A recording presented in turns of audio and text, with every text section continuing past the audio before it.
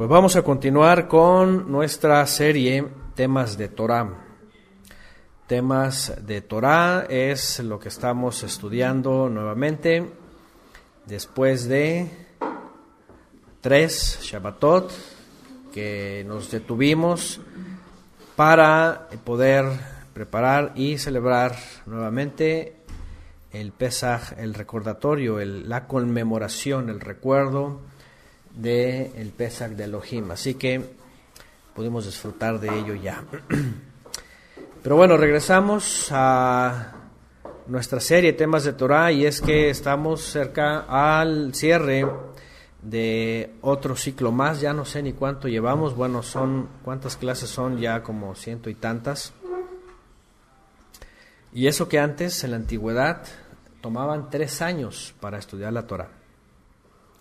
Actualmente la tradición judía lo ha cerrado en 1 año, todas las parashot, junto con la Haftará. Pero en el primer siglo, según los historiadores, lo hacían en 3 años. Entonces casi que nos falta más tiempo para ir más detalladamente, ¿verdad? Porque ahorita llevamos casi como 1 año y medio, creo, esas clases. De hecho, entendemos que Yeshua estuvo sirviendo en su tiempo de enseñanza un poco más de 3 años, según los que ven los cálculos, los evangelios, que comenzó de 30 y cuando tenía un poco más de 33 es cuando muere, cuando es entregado. Entendemos que esos 3 años, muy posiblemente, él enseñó a sus discípulos seguramente la instrucción, la Torah, igual como tradicionalmente se hacía, pero evidentemente él enseñándoles cómo era, ¿verdad? Como debió ser, pues desde el principio, pues él finalmente es la palabra viva, ¿no? Pero bueno, independiente, el mandamiento es pues estudiarla, retenerla, enseñarla también a nuestros hijos. Eso finalmente es el mandamiento. Entonces continuamos y vamos a continuar con el capítulo número 28, o a ver hasta dónde podemos llegar, porque viene una etapa o una porción de escritura que tiene que ver con una etapa muy importante en el pueblo de Israel, muy marcada en toda su historia, y que hasta la fecha, hablando en términos del tiempo que le tocó a Israel, bueno, a Abraham y su descendencia, podemos ver que definitivamente se cumplió al pie de la letra todo lo que desde la Torah viene. De hecho, esta parte que vamos a estudiar, vamos a ver hasta dónde llegamos, porque en teoría es 28 y 29 están...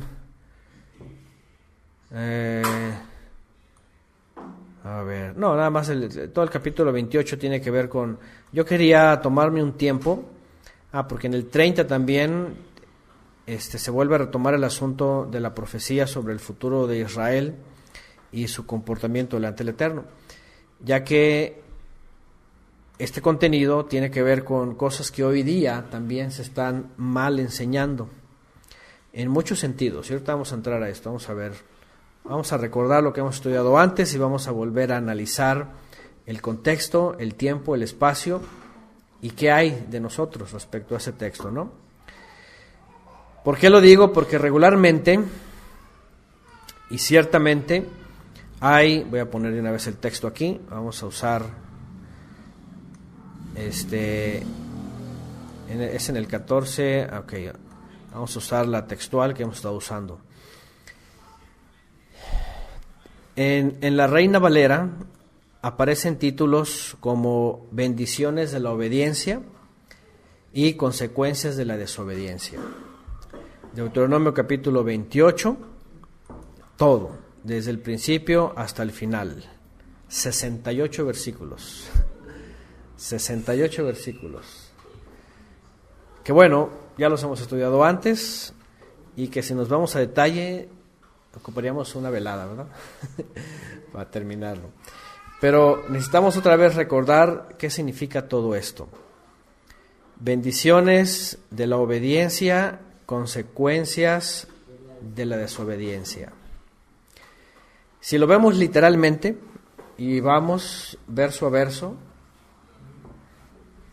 obviamente el texto rápidamente nos enmarca un tiempo en donde, si lo encerramos en una óptica generalizada, básicamente podríamos caer en lo que se ha caído en muchas ocasiones, incluso en peores circunstancias como las que hoy día se viven en todos los círculos, especialmente evangélicos. Yo no sé si en el judaísmo esté muy marcado esto, pero en la cristiandad, lo que se conoce como los movimientos de la prosperidad,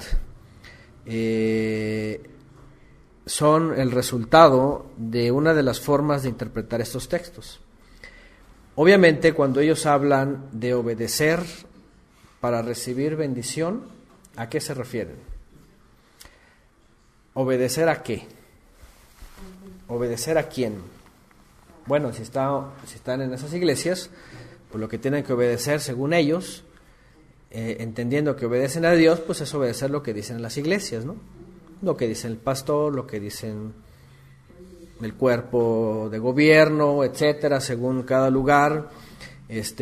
Pues los congregantes, en ese marco de obedecer, esperan recibir. Se ha convertido como en algo que es una especie de ley, como la ley de la física, ¿no? Una acción tiene una reacción, ¿no? Si tú lo empujas, se mueve. Entonces, en muchos lugares se maneja así como que si tú obedeces, entonces te va a ir muy bien. Pero si algo anda mal en tu vida, es porque estás desobedeciendo algo, ¿no? Así como que hay un pecado y una rebeldía, dicen en estos movimientos. Específicamente, en el movimiento esta cosa, declaración positiva que viene del evangelio de la prosperidad, tiene que ver con los dineros. Todo tiene que ver con dineros, acción y reacción. Si tú le das, entonces vas a recibir. Si tú obedeces dándole el diezmo, dicen ellos, entonces Él te va a bendecir. Y ya nada más, en el peor de los casos, se centra solamente eso. Y es que si nos agarramos leyendo el texto, lo primero que vamos a ver es, bueno, aquí dice que si obedezco, obviamente ya, si nos vamos al texto literalmente, ¿no? Si obedezco, me va a ir bien. La pregunta sería, finalmente, ¿es regla general? ¿Es esto una regla general o algo que hasta el día de hoy es el resultado del creyente? Si obedece, ¿le va a ir bien?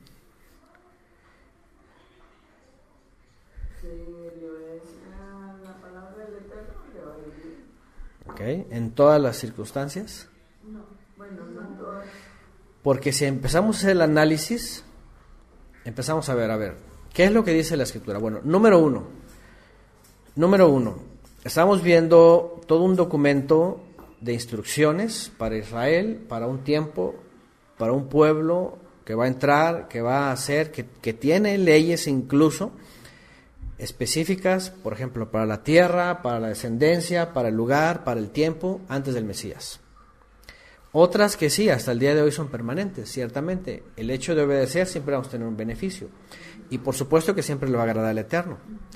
Pero el hecho de obedecer, aunque Él desea nuestro bien, no quiere decir que no tendremos pruebas o aflicciones, ¿verdad? Y yo siempre, lo primero que cito, obviamente, en contra de todos estos movimientos que hablan de la prosperidad, yo digo, bueno, ¿qué pasaba con los apóstoles, por ejemplo, ¿no? Y los discípulos en el primer siglo? Si pensamos, bueno, ellos eran súper exitosos y súper millonarios y decían... El éxito de ellos estaba en cuántos seguidores iban a tener para el Mesías. ¿Sí? Porque no es que la mala interpretación que hay es justamente que el mundo o las demás denominaciones la han distinto. Sí. Y como Exactamente. El mismo dice, si estamos a derecho, vamos a llevar. Claro. Pero si no, pues obvio que no, pero recuerden que los discípulos sufrieron bastante. Sufrieron mucho, Bueno, sí. El mismo Yeshua, Yeshua, incluso. dijo, si ustedes quieren realmente esta copa, van a sufrir como yo sufrí. Así es. Y él no nos está prometiendo un lecho a él. Exactamente, sí. Entonces fíjense cómo Yeshua hace un giro sobre los resultados de la obediencia.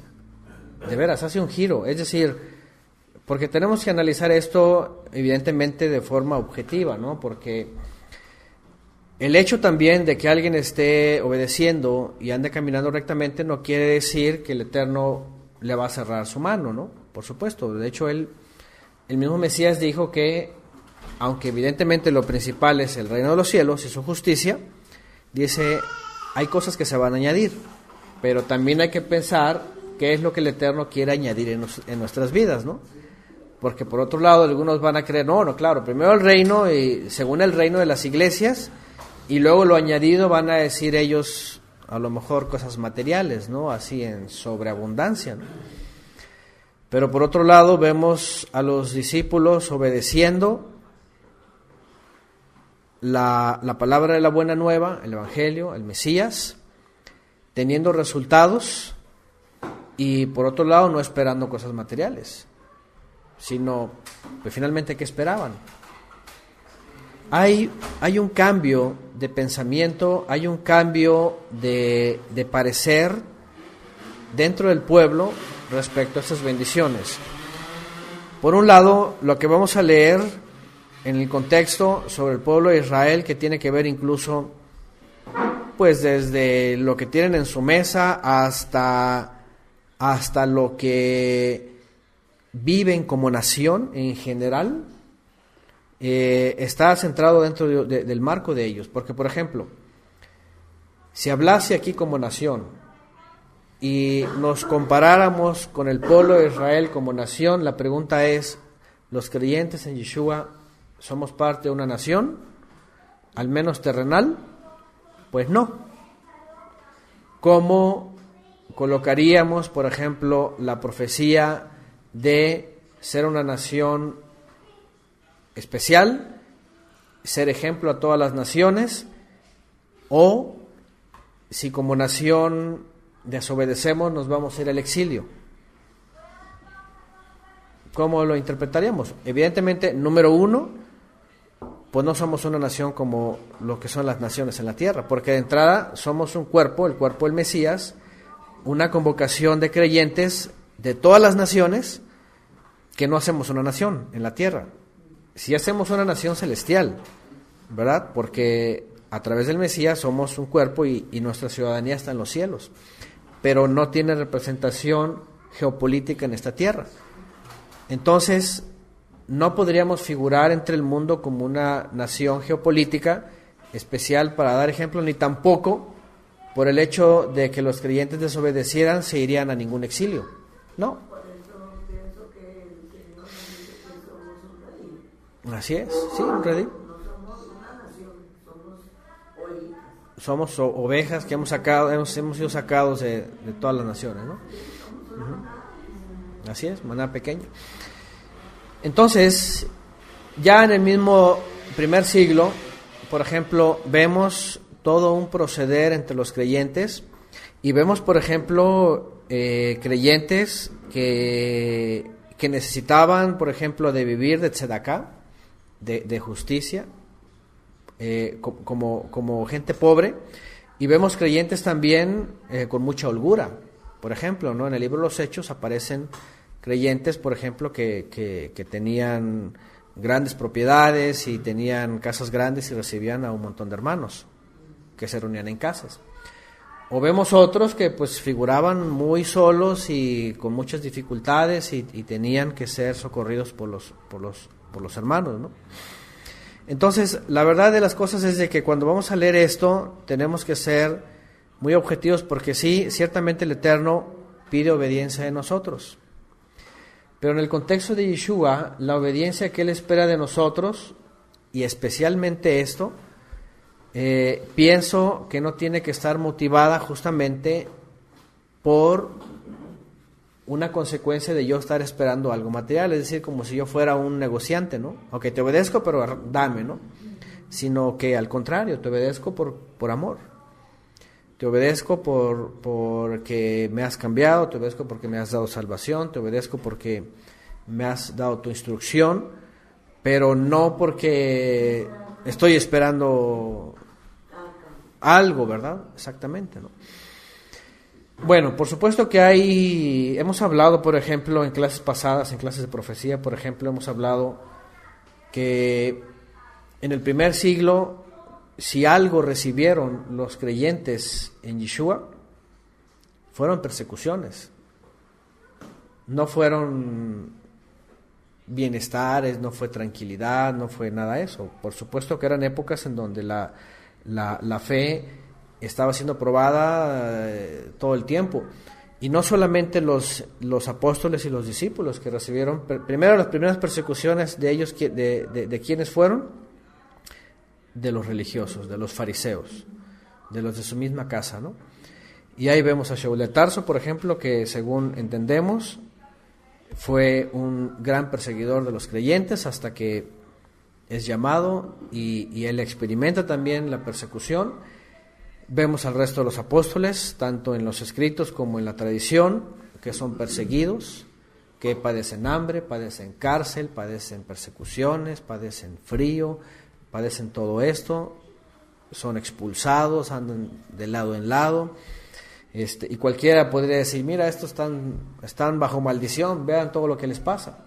Y no, en realidad estaban, como dijo Yeshua, buscando otro tesoro. Porque Yeshua finalmente también enseña sobre a dónde se hacen tesoros. Dice, no hacer tesoros en la tierra, dice, sino en el cielo, en donde no los roba nadie, en donde no se oxidan, y en donde la polilla, dice, no se los come. Sabemos que desde el año 60 y tanto, 66, 67, con Nerón, empiezan otro tipo de persecuciones. Primero fueron los fariseos, después cuando se sale de control Judea, y viene Roma, viene Nerón con persecuciones, hasta la época de Diocleciano, que fue pasado del 300, después del Mesías.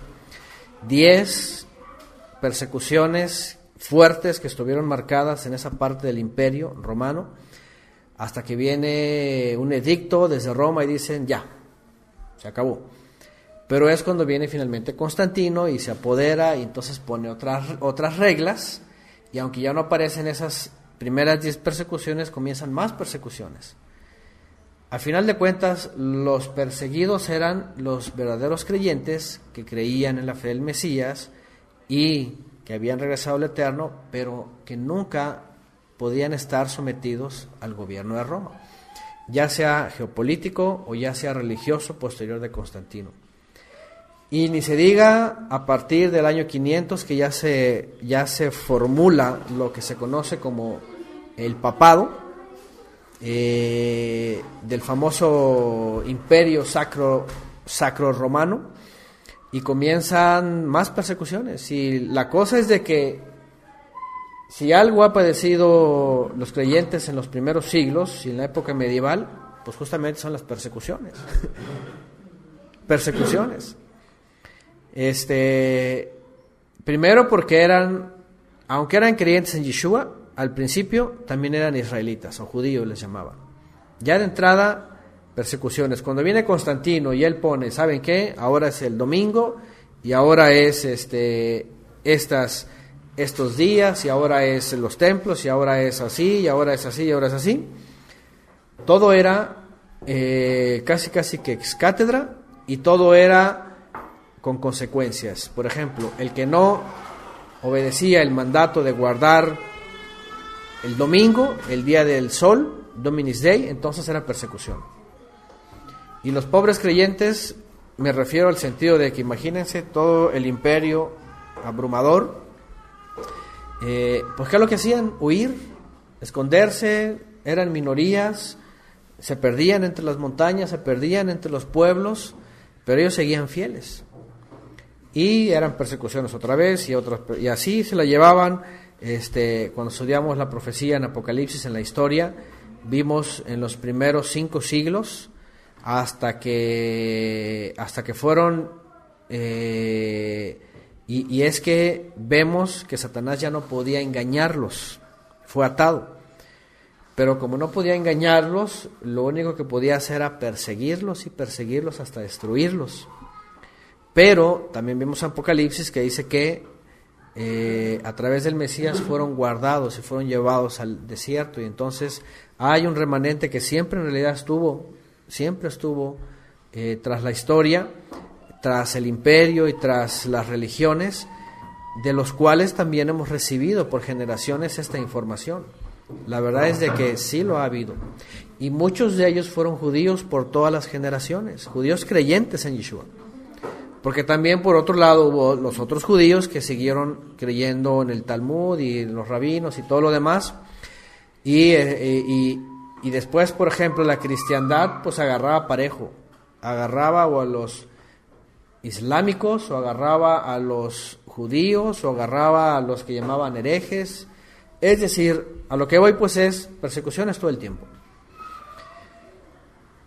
Al día de hoy, nada más porque hay algunas cosas que han cambiado dentro de las políticas y sobre todo dentro de el margen de la profecía, Satanás vio la forma y, bueno, proféticamente dice que hubo un momento en donde es desatado, y eso es muy interesante porque terminando la época medieval, Satanás tiene una nueva arma. Cuando es desatado nuevamente, él hace uso otra vez del arma antigua, que es el engaño.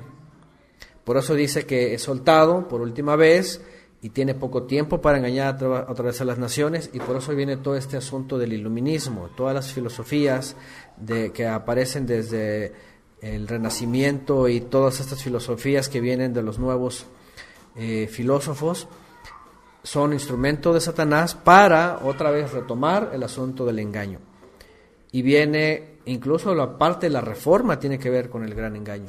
Dice nada más, las denominaciones y todo. Es decir, dice, ahora ya no los voy a volver a perseguir. Toda la época medieval, pura persecución, bueno, desde el año 67. Dice, ahora los voy a volver a meter en el engaño. Y por eso hemos visto tanta apostasía en los últimos 2 siglos.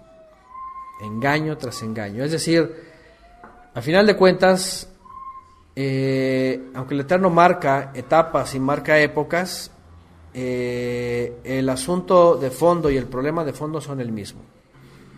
El creyente, reconociendo al Eterno, tiene que ser siempre fiel, con bendiciones materiales en su momento o sin ellas, pero recibiendo bendiciones celestiales, a final de cuentas, ¿no? Porque a final de cuentas lo que todos entendemos es esto: nos ausentamos de este mundo y aunque tengamos lo que tengamos, finalmente nadie se lo lleva. Pero sí podemos recibir aquello que el Mesías ha prometido.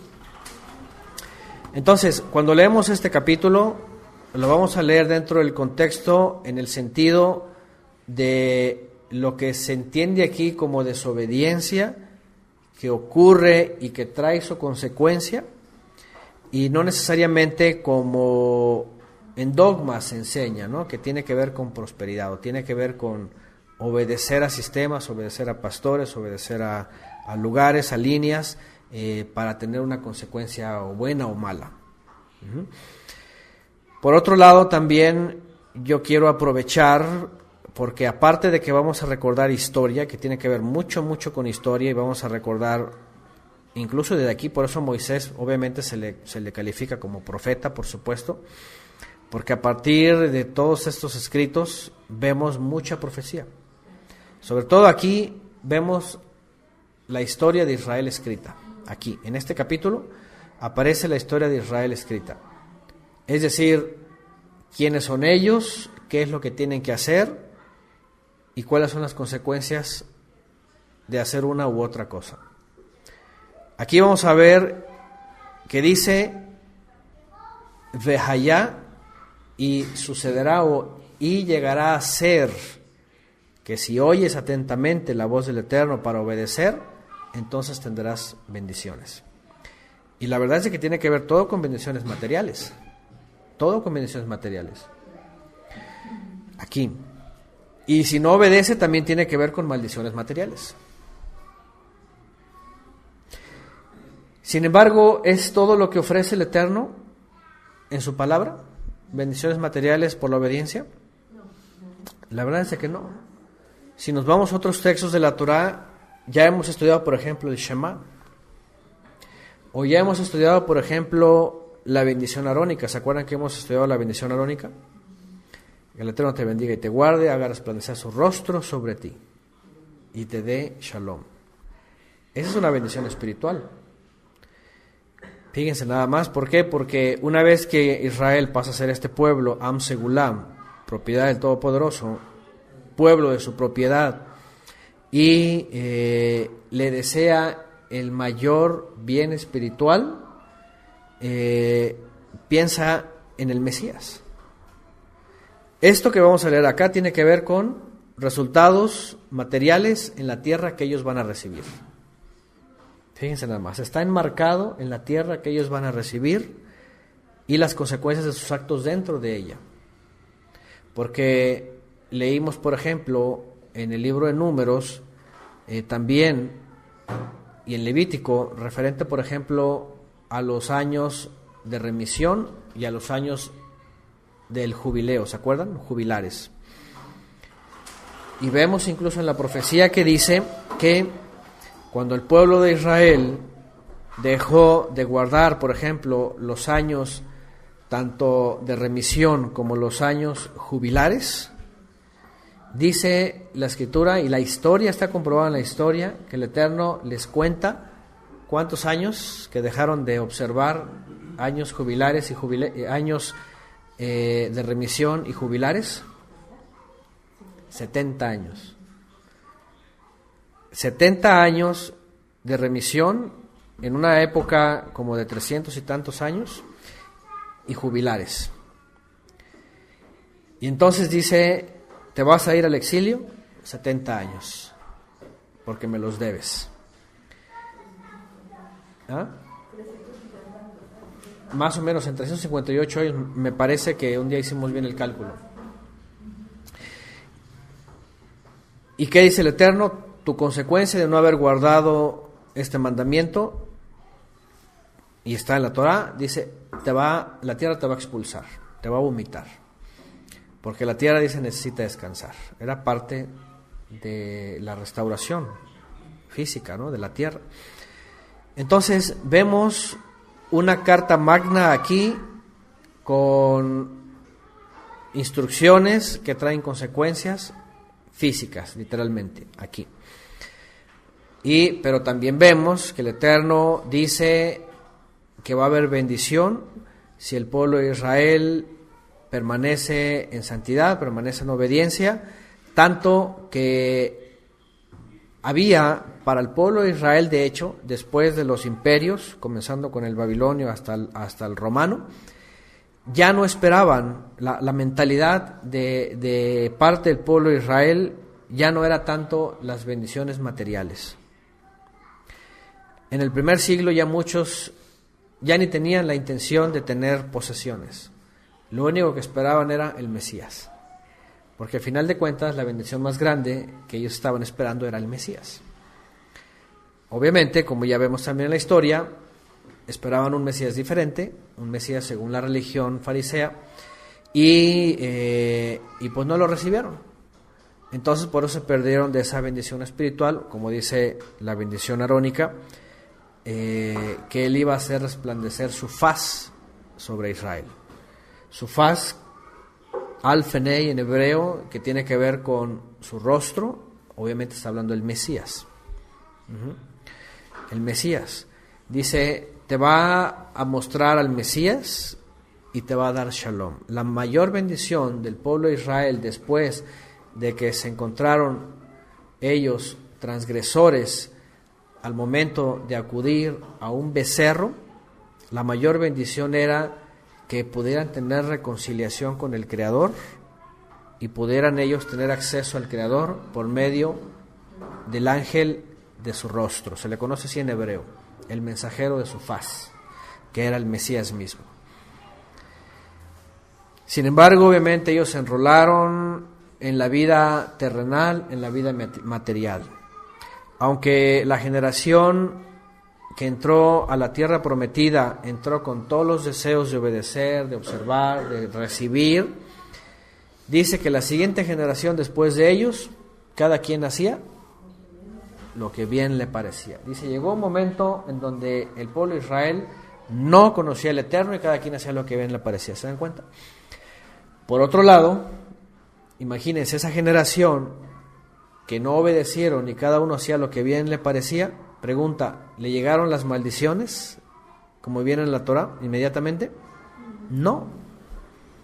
Aún así el Eterno dijo, bueno, tengo misericordia de la descendencia de Abraham. Y empezó a mandar jueces. Tantos que cualquiera puede decir, oye, las maldiciones no llegaron, nada más venían como pruebas.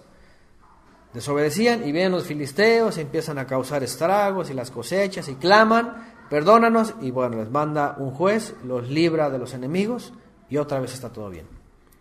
Y así se la llevaron. ¿Cuántas veces el ser humano es de esta misma forma, verdad? Pasa algo y por favor, Señor, sácame de esta, y el Eterno hace milagros y hay otra vez feliz. Y lo que está diciendo el Eterno es justamente eso.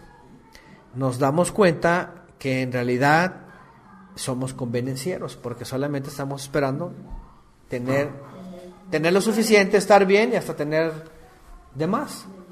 Y parece que está todo tranquilo en nuestra vida, ¿no? Pero el Eterno dice, no, yo necesito que tú busques las bendiciones espirituales. Por eso Yeshua, su mensaje fue ese: mas buscad primeramente el reino del Todopoderoso y su justicia, y todo lo demás, dice, será añadido. Y al menos esa es la regla del Mesías. Pero muchos, por ejemplo, a lo mejor ya vienen de las naciones, por ejemplo, puede ser el caso que vengan personas de las naciones y ya vengan con mucha holgura. Y mucha gente podría pensar, pues yo para qué busco el reino de los cielos, si ya estoy bien.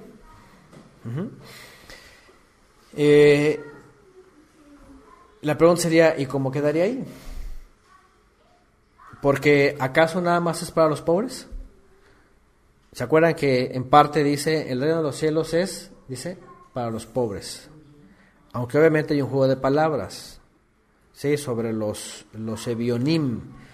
Acuérdense que la palabra ebiom, que tiene que ver con pobre, la usó una de las sectas judías, que eran los ebionitas, para decir que eran ellos pobres en espíritu, pero eran religiosos, pues.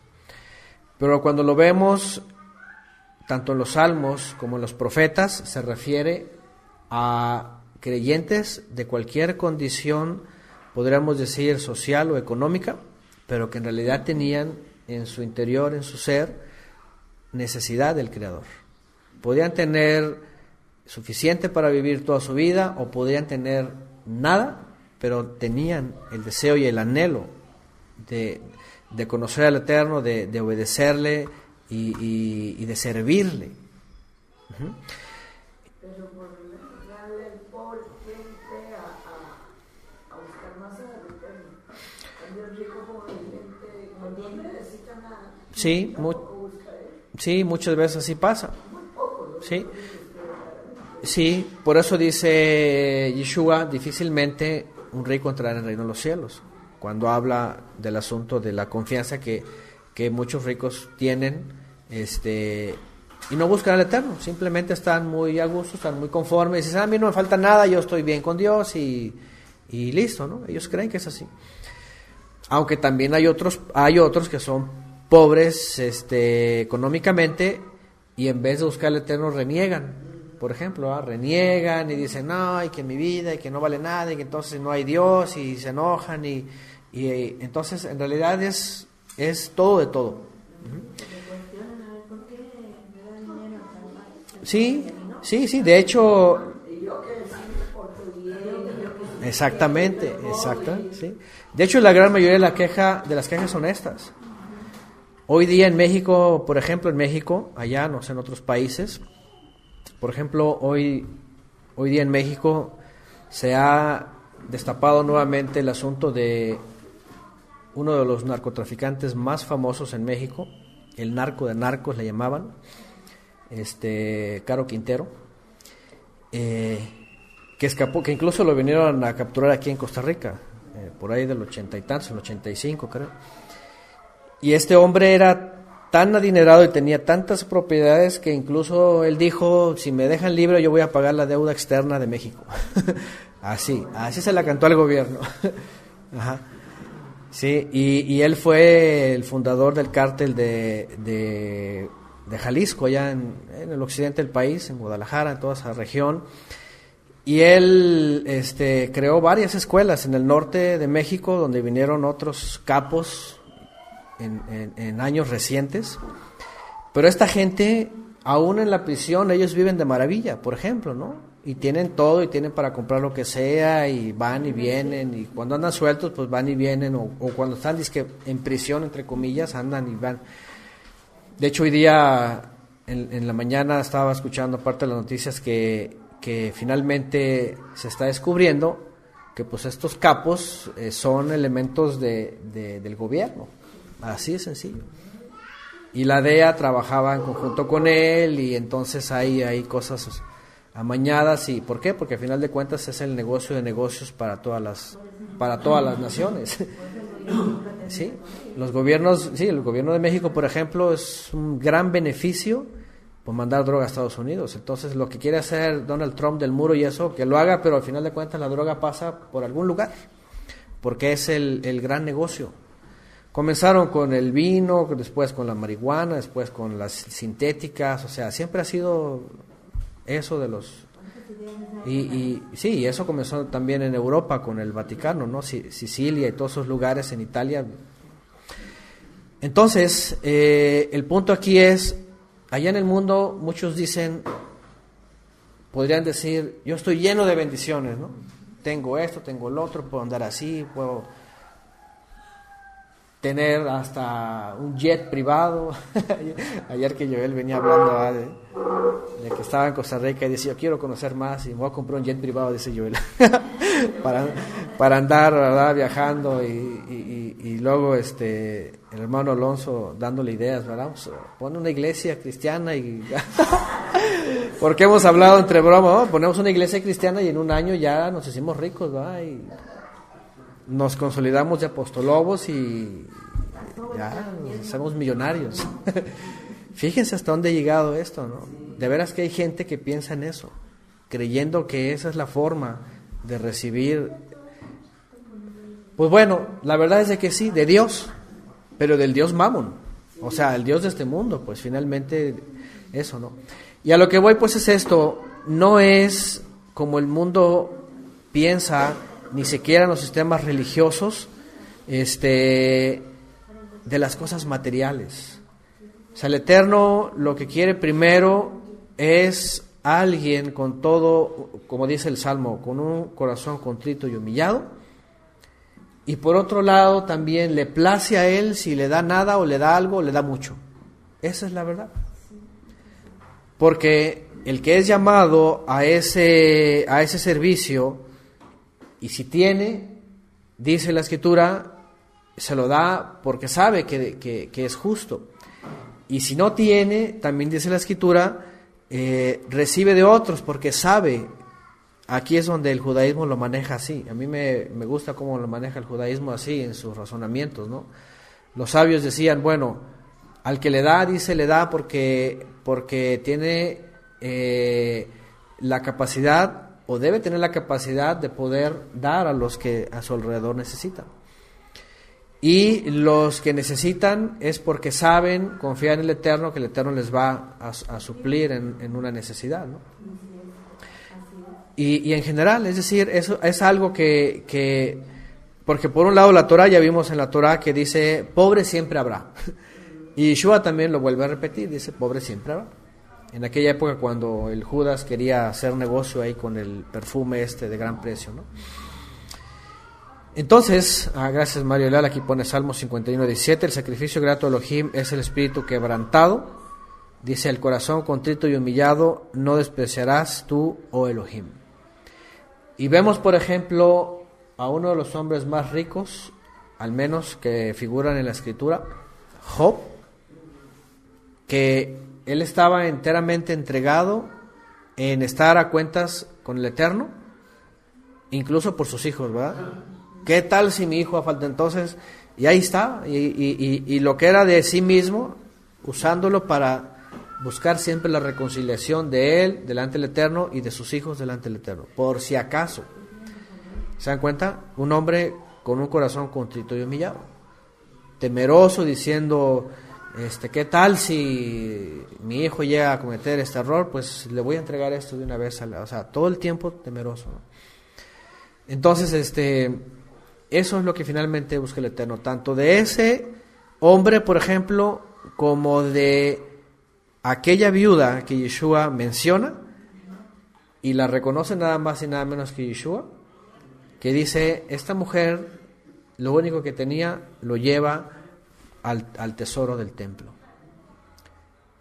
Y ya sé que en los de la prosperidad se toman para exigirle hasta a los más pobres, ¿verdad? Lo que, así como que, aunque te vayas de regreso a tu casa caminando, dice, pero dalo todo, ¿no? O sea, obviamente tuercen toda la escritura, ¿no?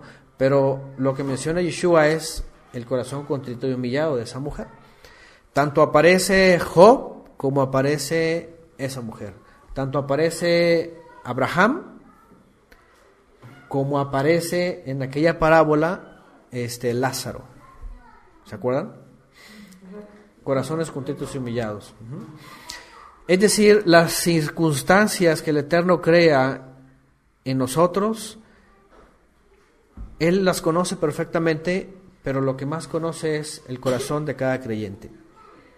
Tengamos lo que tengamos uno o tengamos 1,000,000, Él conoce todas las circunstancias. Y al final de cuentas lo conoce nuestro corazón. Bueno,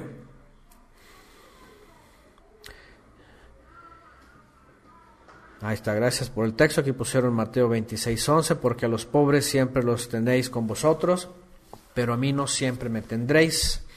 Y luego agregan aquí 2 Corintios 8:14, sino para que en este tiempo, dice, con igualdad, la abundancia vuestra supla la escasez de ellos, para que también la abundancia de ellos supla la necesidad vuestra, para que haya igualdad. Hablamos recientemente de una clase sobre la igualdad y tiene que ver con la justicia. Y eso está enmarcado en la necesidad que tenían los creyentes en Jerusalén, que recibían ayuda de otros hermanos que estaban en el exilio, y los que prosperaban, por ejemplo, materialmente, pues enviaban tzedakah o justicia a los necesitados, ¿no? Entonces era algo que así se manejaba. Bueno, vamos a leer el capítulo, entonces vamos a irlo leyendo para enmarcar lo que el Eterno quiere decir en su contexto, otra vez creyendo de que definitivamente el Eterno quiere obediencia de nosotros, pero lo que no quiere es de que seamos interesados, de que estemos esperando recibir cuestiones materiales, menos cuando ya sabemos que Yeshua nos habló de lo que es verdaderamente importante, cuando Yeshua ya enseñó en contra del afán. Recientemente lo hablamos, de los afanes de la vida, de cómo viven las naciones, ¿se acuerdan? Dice Yeshua, le enseña a sus discípulos y les dice, no vivan como viven los gentiles, con afanes, con preocupaciones, y que esto y que el otro, y una vida totalmente entregada a cómo el sistema lo acomoda, ¿no? En cuanto al materialismo, ¿no? Las deudas, las preocupaciones, los negocios, y porque al final de cuentas entendemos que el creyente espera en el Eterno que Él maneje nuestro entorno para recibir lo que Él nos ha prometido, y no que nosotros estemos forzando el entorno para salir adelante. Esa es la gran diferencia, ¿sí? Porque muchos creen que es así. Por eso cuando he hablado y me han preguntado mucho sobre el sistema de la bestia de los últimos tiempos, que finalmente estamos rodeados de este entorno, Y me han preguntado en un par de ocasiones, la pregunta es, ¿cómo escaparnos de este sistema, ¿no? En donde la verdad es de que nadie se puede mover si no es básicamente por el dinero, ¿no? Por el billete, por el intercambio de monedas, por todo lo que pasa en los mercados y las bolsas de valores. Y la pregunta es, ¿cómo nos movemos en este mundo que está totalmente colapsado, ¿no? A menos que se viva en la montaña y así totalmente de los frutos, ¿no? ¿Cómo nos movemos en este mundo así, como lo hacían los creyentes en el primer siglo bajo el Imperio de Roma? Esperando que el Eterno mueva el entorno y nos pueda suplir, y no que nosotros estemos moviendo el entorno. Por ejemplo, por poner un ejemplo en los peces, Yeshua lo puso en las aves. Hablando de los suyos, dice el Mesías, para el Eterno son ustedes mayor que las aves.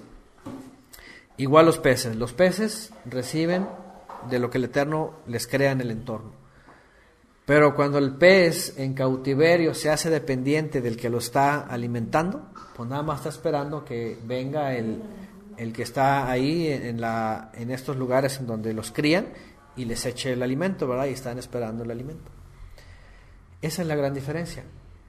Otro ejemplo podríamos poner el salmón. ¿Qué hace el salmón? Tiene que esforzarse, tiene que subir y tiene que llegar hasta el lugar en donde dice, aquí está el alimento, aquí puedo reproducirme, aquí y todo el ciclo. Pero él está sobre sus fuerzas. No es como el resto de los peces que solamente esperan que el Creador los sustente. Entonces, nosotros nos movemos así, vivimos rodeados de todo esto, y ciertamente ahora que hemos viajado, por ejemplo, nadie se puede subir a un avión si no ha pagado un boleto, ¿verdad? Un viaje. Pero cuando entendemos que el Eterno es el que mueve las cosas, que Él las trabaja, que Él lo hace, que Él lo permite o no lo permite, que Él nos da señales, y nosotros solamente estamos esperando que el Eterno controle el entorno, entonces vivimos bajo la esperanza de Él y no bajo la esperanza del mundo. Ajá. Por eso es la gran diferencia. El mundo, la gente en este mundo se llena de afanes y de preocupaciones porque saben que lo están haciendo ellos. Y el estrés cada vez aumenta porque saben que lo están haciendo ellos. Es decir, dependen de ellos mismos y dependen del sistema. ¿Sí me entienden? Esa es la gran diferencia. La nuestra no debe ser así. La nuestra simplemente debe ser lo que el Eterno nos permite con nuestras manos, con lo que nos ha dado, con nuestros recursos y lo que Él nos proporciona, pero no ir más allá. Una de las cosas, por ejemplo, que yo he puesto como ejemplo es cuando podemos ver que la obra del Eterno la hace Él y no el hombre, es cuando dejamos que Él vaya poniendo todo para que la palabra se pueda compartir, sin esforzarse, sin demandar, sin estar haciendo cosas indebidas o sin estar involucrando a gente que no es diferente a las iglesias, por ejemplo, ¿no? Las iglesias chicas y grandes y todos esos sistemas existen, ¿por qué? Muchos dicen, es Dios el que... Y no, son los pastores que están todo el tiempo viendo formas y técnicas para que den más y den más y den más y jornadas y cruzadas y... ¿Cómo les llaman estos? Bueno, un montón de cosas que hacen para recabar y recabar y recabar.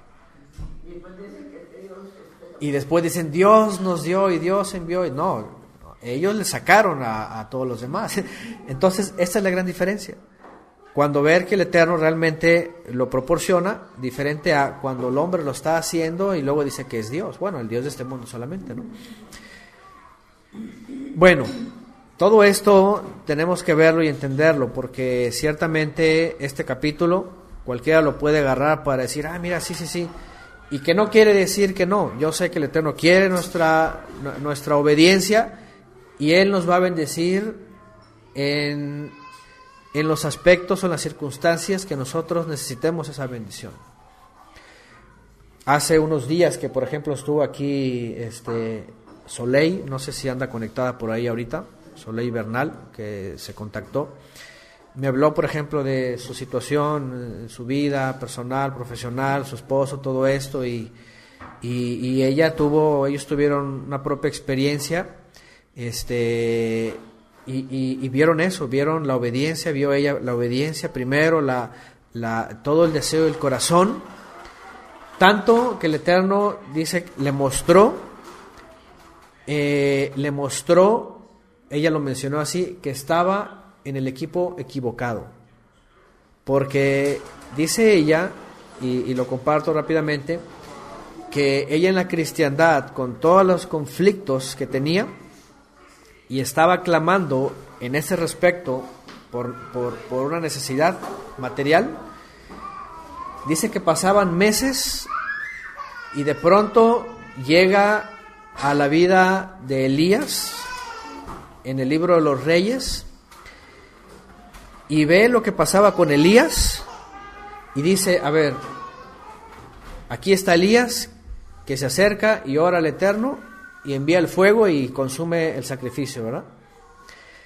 Pero dice, pero ve a los filisteos que estaban clame y clame, dance y todo, y lacerándose y todo, y nadie respondía. Entonces pensó ella, dice, ¿qué se me hace que estoy en el equipo equivocado?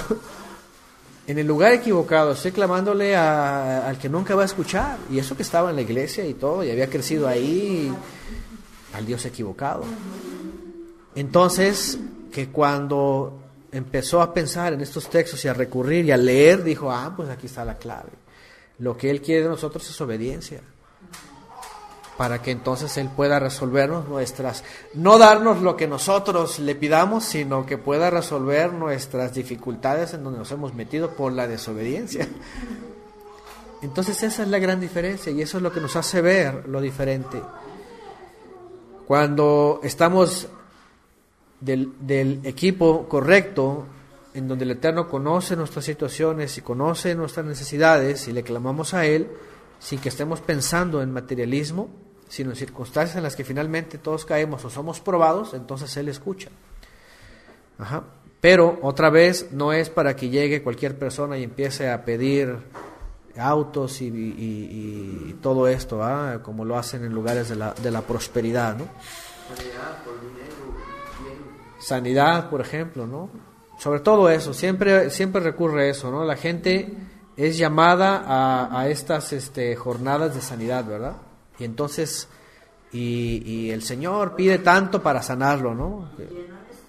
Llenan estadios, no, hombre, es una cosa maratónicas, ponen aquí a eso es, maratones, esos de enlace y todas esas cosas, ¿no?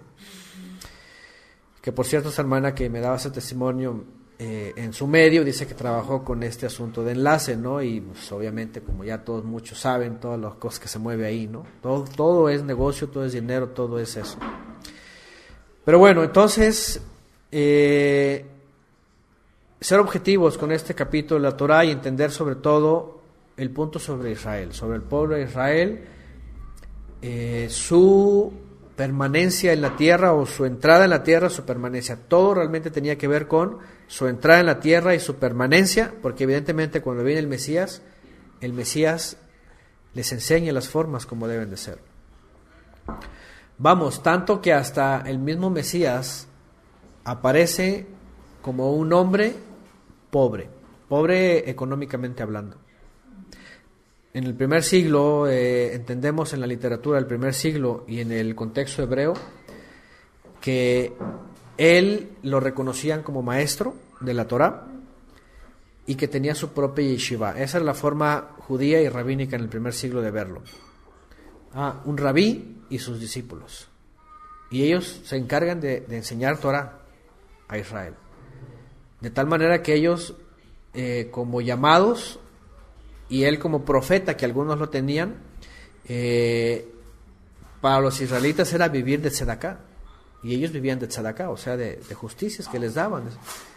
Como vemos que andaba hasta uno ahí recolectando, que era como el tesorero, ¿no? El Judas.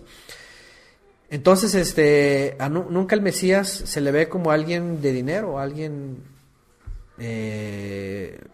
podríamos decir, ni siquiera dentro de las familias ricas, ¿no? Como en los saduceos, por ejemplo, ¿no? Que eran la casta sacerdotal, eran los príncipes de Israel, ¿no? Era gente muy, muy importante, ¿no? Entonces, bueno, vamos a leer el texto y vamos a ir recordando dentro del contexto y dentro de la historia lo que pasa con Israel.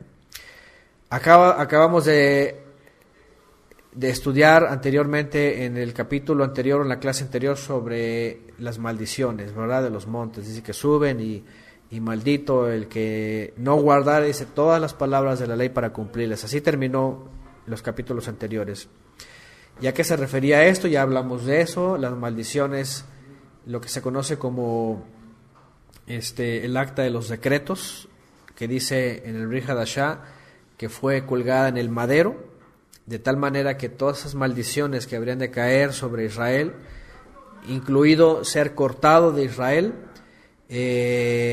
son revertidas por la obra del Mesías, para todo aquel que cree.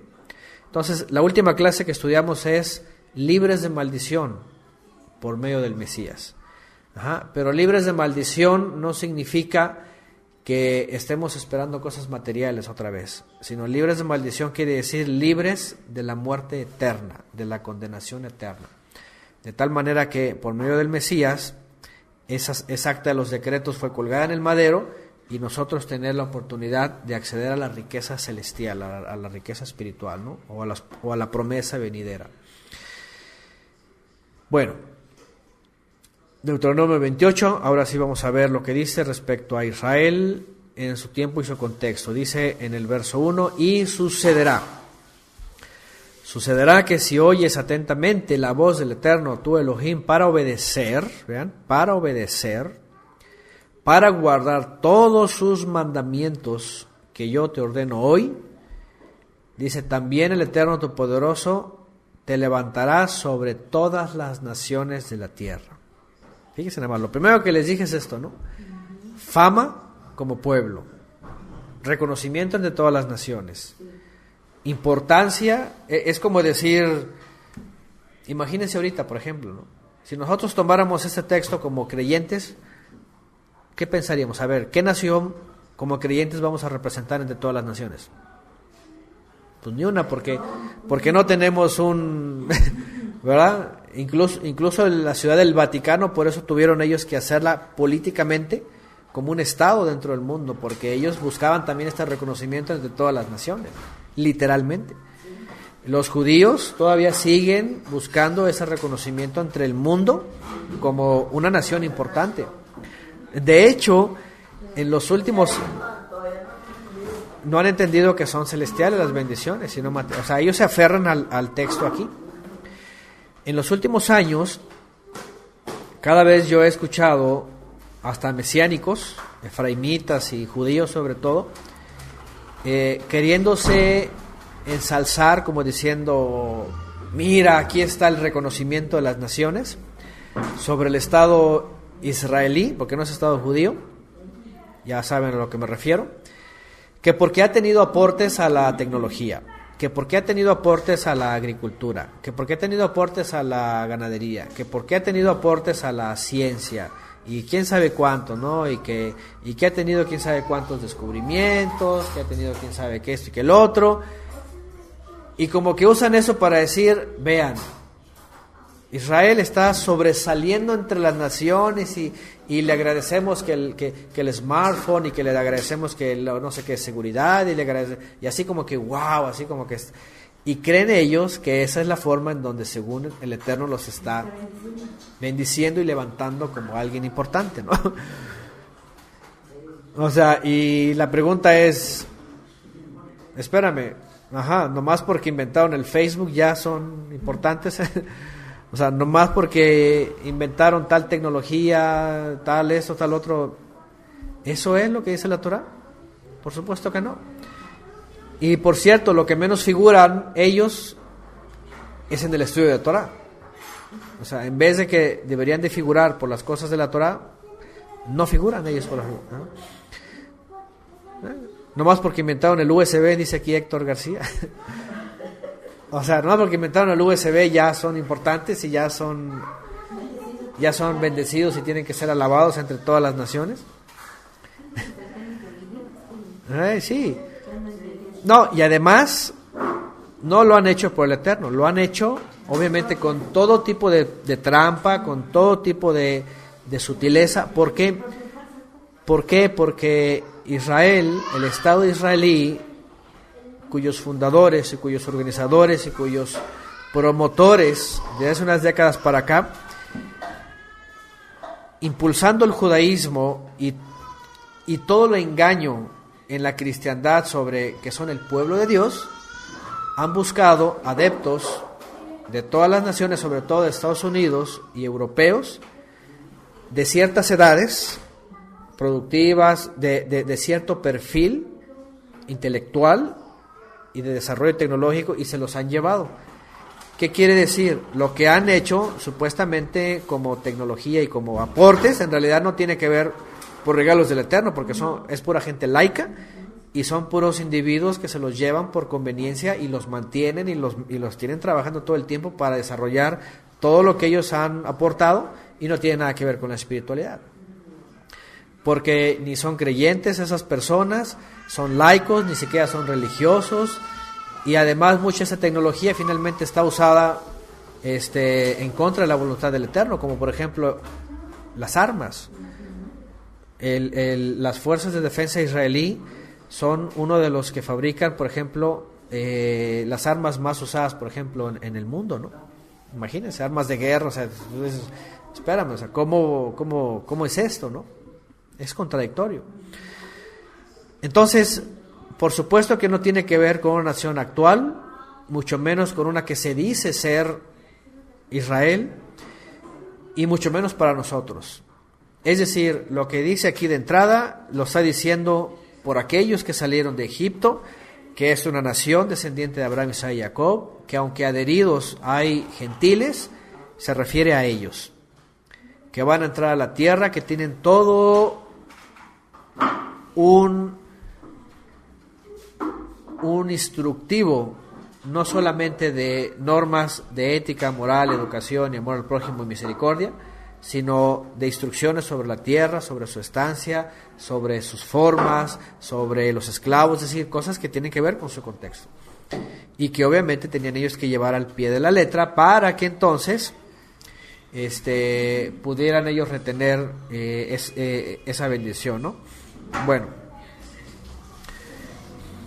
Bueno, aquí hasta ya hay personas aquí que vienen con cosas que nada que ver, entonces no vamos a distraernos con cosas que no tienen aquí nada que ver. De veras que hay personas que no respetan para nada, y déjenme aquí con el chat, porque luego viene gente que absolutamente nada que ver con su pregunta, pero bueno.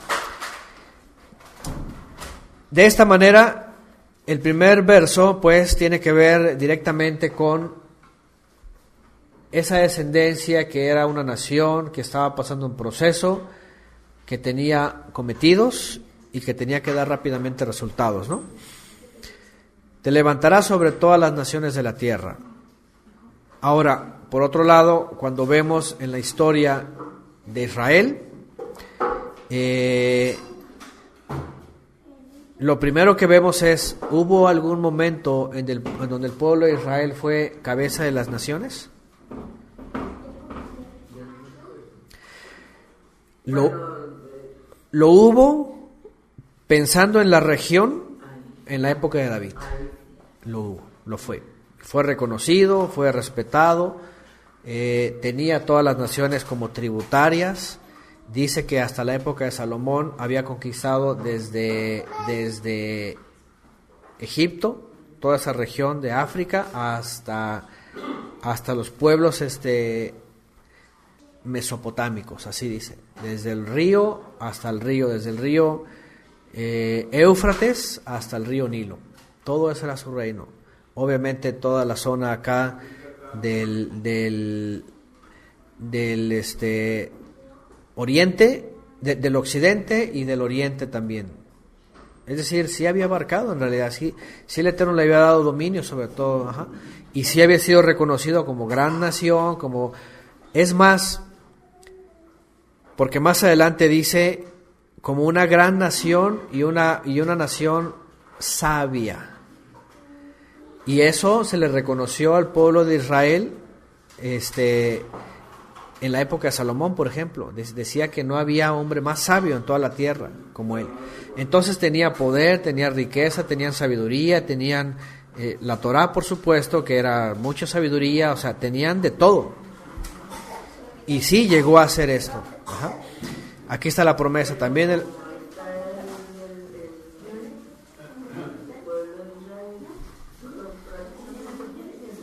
Nada más fue la que se le conoce como la época dorada, ¿sí? Fueron básicamente, ¿qué serán? Unos 40 años de Salomón, más otros 20 de David, cuando ya se estabilizó todo. 60 años tal vez, una época tan reducida, hablando de los 1300 años que ellos poseyeron el conocimiento del Eterno, ¿no? Entonces básicamente fue casi nada. Pero bueno, ahí está. ¿Mande? Sí, quedó. Verso 2. Y por haber obedecido la voz del Eterno tu Elohim, vendrán sobre ti y te alcanzarán todas estas bendiciones. Vean que tiene que ver con la tierra. Serás bendito en tu ciudad, en el campo, en el fruto de tu vientre, en el fruto de tu tierra, en el fruto de tus animales, en la cría de tus vacadas, los corderos de tu rebaño, tu arteza de amasar, tu entrar y en tu salir serás bendito. Y vean, el Eterno hará que tus enemigos, los que se levantan contra ti, sean derrotados delante de ti. Por un solo camino saldrán contra ti, pero por 7 caminos huirán de delante de ti. Estamos hablando geopolíticamente. ¿Por qué? Porque tenía que ver con un territorio, tenía que ver con otras naciones, tenía que ver con intervenciones militares, como lo dice la Torá y como lo aplicó tanto Saúl como David.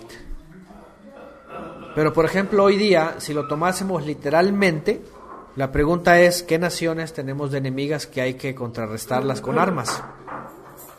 ¿O perseguirlas literalmente? Ninguna. La verdad es de que no. Hemos tomado este texto para tomar como un midrash que si hay enemigos espirituales, y el enemigo que está usando gente, pero no nos vamos a levantar en armas, no vamos a perseguirlos con lanzas ni a destruirlos, ¿no? ¿Se dan cuenta? Yeshua enseñó otra cosa muy diferente.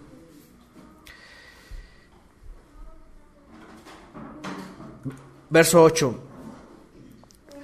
Dice, el Eterno mandará la bendición a tus graneros y a todo lo que emprenda tu mano y te bendecirá en la tierra que el Eterno tu Elohim te da. Hablando de la tierra, hablando de la cosecha. Por otro lado, ahorita podemos decir, bueno, el Eterno no puede bendecir algún trabajo, algún empleo, algún proyecto, algo. Claro que lo puede hacer si Él quiere. Pero diferente a decir, voy a hacer esto y el Señor lo tiene que bendecir. No, es lo que Él vaya decidiendo sobre nuestro entorno y sobre nuestra vida. Porque hoy día resulta que salen estos predicadores y no le piden, le exigen y le gritan. Y convencen a la gente y tú declara y el Señor va a hacer, así como que, espérame, como si, o sea, sí, y le gritan y dice, Señor, haz tú, levante, quién sabe qué, así como que, espérame, si no estás sordo. ¿Quiénes gritaban? Los sacerdotes de Baal. Eran los que gritaban, Señor, despierta, ¿por qué no? Declaro que mandes el fuego. Y no bajaba nada. De ahí vienen esos gritones, son de los sacerdotes de Baal. Realmente son los que gritan. Ya vimos que el Eterno busca corazones contritos y humillados. Yeshua dijo, cuando tú quieras orar a tu Padre, que está en los cielos, dice, Él ya conoce tu oración, tú ve a tu aposento, ahí híncate y ahí ora, dice, y Él te va a escuchar.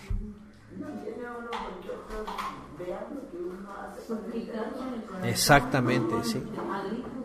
El corazón contrito y humillado hace eso. Cierra la puerta, incluso dice.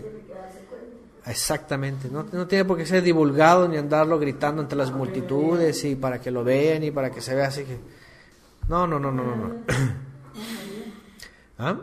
Como la viuda también, con toda su tranquilidad, con todo su corazón entregado, va y no hace, sí, como en el primer siglo hacían eso, hacer sonar trompeta, dice, el shofar, ahí viene el fulano y trae tanto dinero y le aplauden. Dice, no hagas sonar el shofar, dice la trompeta, es decir, no anuncies. Y la viuda va y lleva lo único que tiene era todo lo que tenía, ¿no? Esa es la gran diferencia.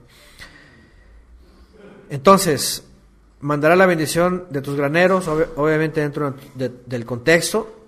Sí, no quiere decir que no pueda bendecir el fruto de nuestras manos, sí lo va a hacer, siempre y cuando, por supuesto, Él vea nuestro corazón y apruebe nuestras intenciones. No pueden ser intenciones mezquinas y recibir algo de Él. De hecho, hemos citado a la carta de Jacob, en donde dice, piden y piden mal. Piden y no reciben porque piden mal, dice, porque piden para sus propios deseos. Entonces, también ahí lo leemos, ¿no? Gracias, Yerusha. Aquí pone Mateo 6:6, vean. Más cuando ores, entra en tu aposento y cerrada la puerta, ora a tu Padre que está en secreto, y tu Padre que ve en lo secreto te recompensará en público. Ahí está. Dice nada más la grande, y estos gritones que se la pasan, ¿verdad? Ahí con Señor, y o sea, y lo hacen en público, gritan y con alarde y con música, con estruendo, y no, de veras que esos tipos no han leído la Biblia, o sea, no sé, o la gente de veras es ciega.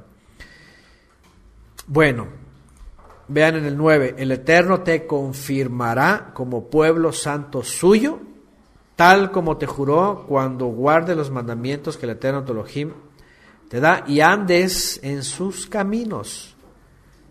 Te confirmará como pueblo suyo. Aquí es donde viene otra vez esta parte que dice como pueblo de su propiedad. Am Segulá. Segulá, que significa un pueblo especial que él ha adquirido, y que él ha adquirido en base a las promesas que le dio a Abraham, Isaac y Jacob, y que de ahí lo ha obtenido, pero para un propósito, por supuesto, que era finalmente la promesa que se le dio a Abraham, que es el Mesías, ¿no? Todo se cierra en este tiempo. Te confirmará como pueblo santo suyo. Ahora, vemos que el Eterno los llama, los consagra, basado en la promesa, los libera, les da una tierra, los establece y no los ha confirmado. Es decir, hasta que yo vea que obedece, entonces te voy a confirmar como pueblo. La pregunta es, ¿los llegó a confirmar como pueblo suyo? ¿Cuándo? Porque dice al contrario, dice, te voy a desechar. Dice, por cuanto no obedeciste ni el reino del norte ni el reino del sur, dice, y con todo lo que hizo Josías, dice, aún así, dice, te desecharé. Nunca dice te confirmaré o te voy a confirmar, te desecharé. Hablando en el sentido, pues, de esta promesa terrenal. Dice, lo vamos a ver más adelante, donde dice, por cuanto desobedeciste, dice, en vez de hacerte una nación tan grande, incontable como la arena del mar, dice, se reducirá a un remanente. Y eso es lo que dice finalmente Shaul de Tarso en la carta a los Romanos. Dice, solamente por la misericordia del Eterno existimos. Dice, pero si se tratara de juicio, dice, a todos nos hubiera excluido, cortado. Dice, solamente un remanente. Como dice Isaías, dice, solamente un remanente será salvo. Aquí está el otro texto, Éxodo 19:5, gracias Yerusha. Dice, ahora pues, si en verdad escucharas mi voz y guardaras mi pacto, seréis mi especial tesoro entre todos los pueblos, porque mía es toda la tierra. Esta promesa era una promesa muy grande que iba a hacer el Eterno con el pueblo, y de veras lo iba a poner como cabeza de las naciones. Isaías, profetizando por supuesto, menciona esto. pero lo menciona después de la crisis que iba a venir, los juicios que iban a llegar, el exilio, pero finalmente cuando Isaías lo menciona basando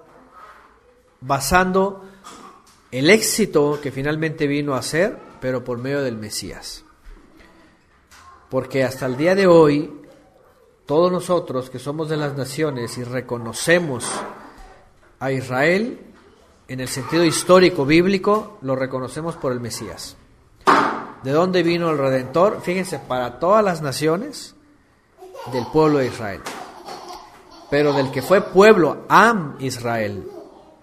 No la nación israelí de hoy día, eso no tiene nada que ver, eso es cosa política moderna, laica totalmente, ¿no?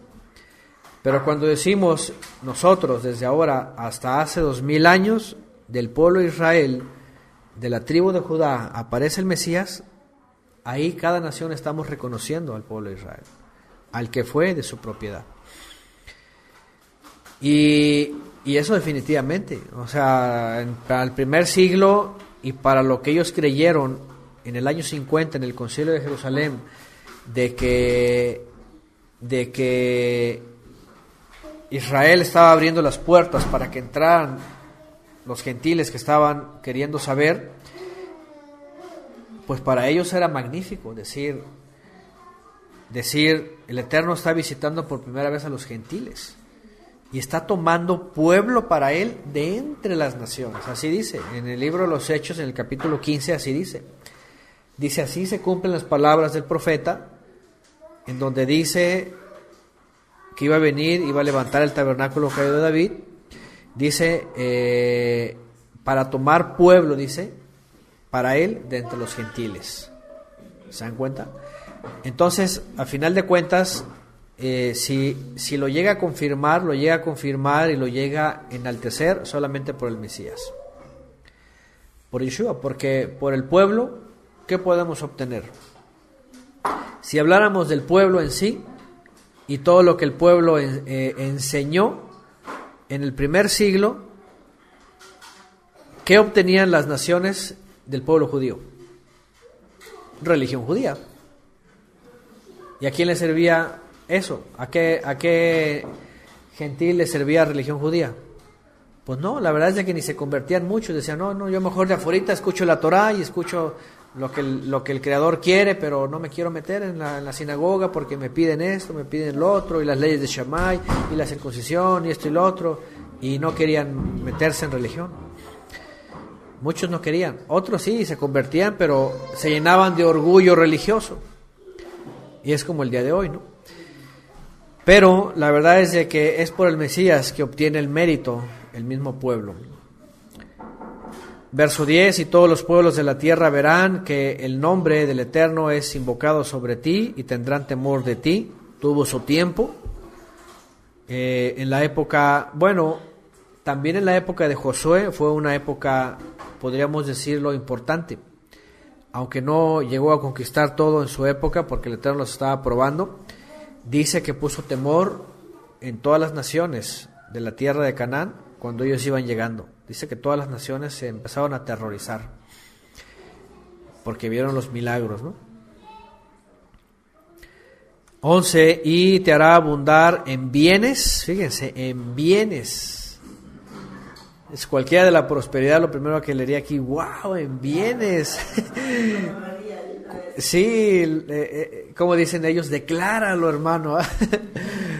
En bienes, en el fruto de tu vientre, en el fruto de tus animales, en el fruto de tu suelo, en la tierra, en Haaretz, en la tierra que el Eterno juró a tus padres que te daría. Imagínense, por eso hoy día el dispensacionalismo que nace del judaísmo con la esperanza terrenal, están esperando un terrenito allá en el Negev para que se les cumpla eso. Es decir, porque ahí dice de la tierra, allá, de Haaretz, Eretz Israel. Entonces, ¿qué judío podía esperar un beneficio en tierras extranjeras? Pues ninguno. Tiene que pensar, no, pues es en la tierra. Por eso ellos están enfocados todavía en eso, ¿no?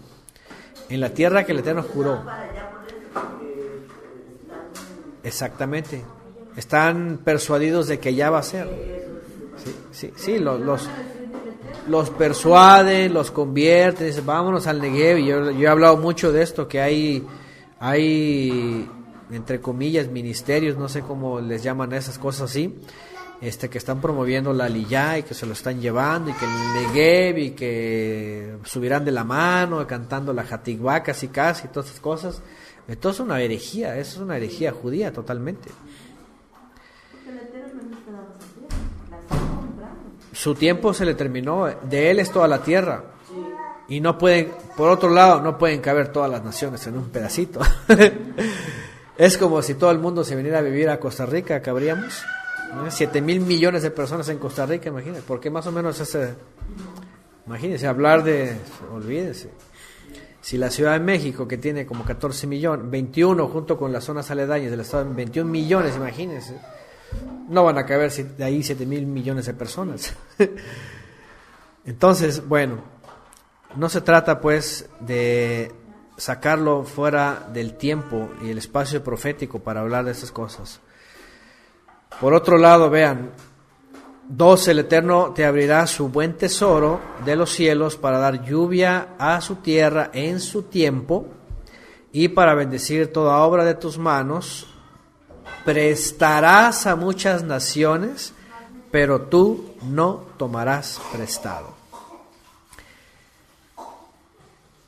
Esto es lo que al menos a los judíos del siglo XVIII para acá, basado en el Fondo Monetario Internacional, vamos, metidos los que están ahí, los JP Morgan y los Rothschild y los Rockefeller y todas estas familias judías que se encargaron de generar todo lo que se conoce hoy día como la banca mundial, las monedas, el intercambio, que todo comenzó con certificados y todo esto.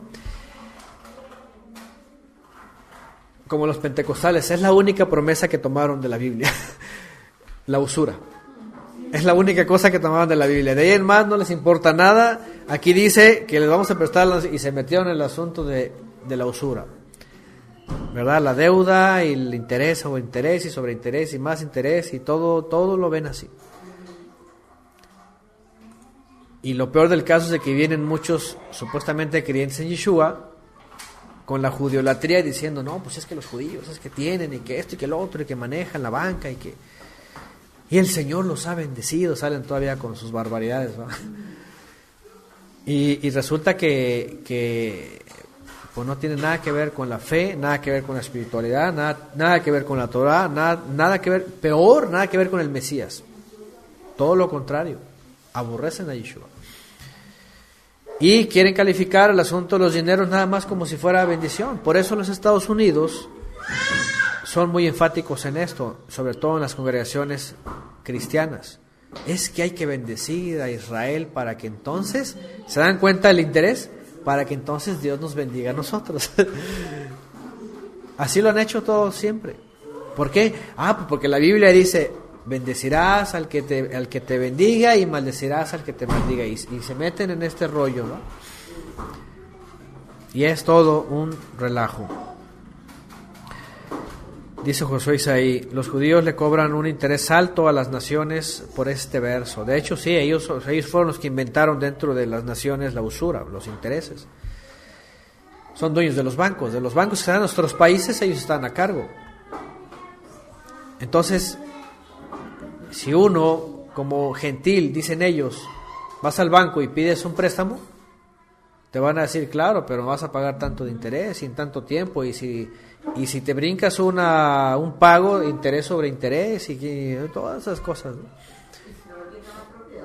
Y si no, embargan, ¿sí? Vienen y, ¿sabes qué? Paga con lo que tengas y empieza el sistema, ¿no? Y pues bueno, dice Jimena Arce, ellos lo hacen en sus propias fuerzas o con ayuda de las tinieblas, así es, del enemigo. Y dicen, miren cómo hemos sido bendecidos. Sí, ellos hablan de mucha prosperidad. Y ellos dicen que es Dios. Y sí es cierto, Dios de este mundo. Es el Dios de este mundo, es Mamón, el Dios de la riqueza. No es el eterno Elohim, el Todopoderoso, no es el padre de Yeshua, pues, ¿no? Sino que es sus propias fuerzas y el enemigo que les ha... Y obviamente es parte del gran engaño de todas las naciones, de los últimos tiempos, es parte del gran engaño.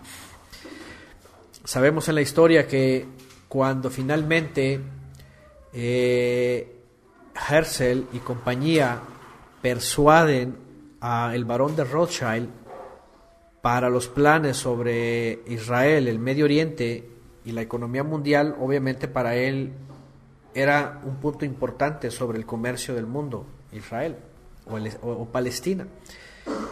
Y lo que hace el barón de Rothschild es patrocinar finalmente el sionismo, adquirir el 70% del territorio palestino y empezar a llevar a cabo los planes de Herzl.